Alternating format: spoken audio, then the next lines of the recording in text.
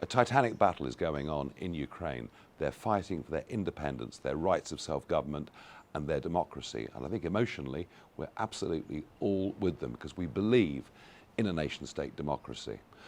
Well, we're a nation-state democracy, much more of one since Brexit, but there's a problem with our democracy. It's bent, it's crooked, it doesn't work. I've argued for 20 years that our postal vote system is massively open to fraud, abuse. I've even fought court cases on it. I remember in the Peterborough by-election, going back to 2019, someone turning up in a polling station with 1,000 ballot papers in a supermarket carrier bag, and yet they were all accepted. Well, today in Erdington, there is a by-election. Undoubtedly, Paulette Hamilton is going to win for Labour. She'll be sitting in the House of Commons tomorrow. Just see this clip of what she has to say about how the postal vote can be twisted and used in ethnic communities. Now, finally, Hamilton discussed the ways in which people can vote. She described how postal votes are used among some ethnic minority communities. The postal vote is the way some of our ethnic minority communities actually lock it down.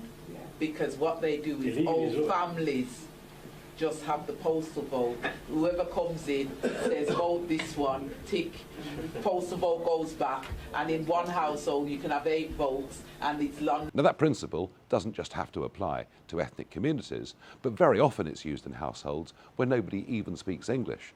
And certainly in some of those communities where women who are signed up to postal votes for certain never ever see them. We need to clean up politics in this country and do so fast. Let's do what the French do. Now, I admit and I accept the French don't get much right, but they understand that mass postal voting is always wrong.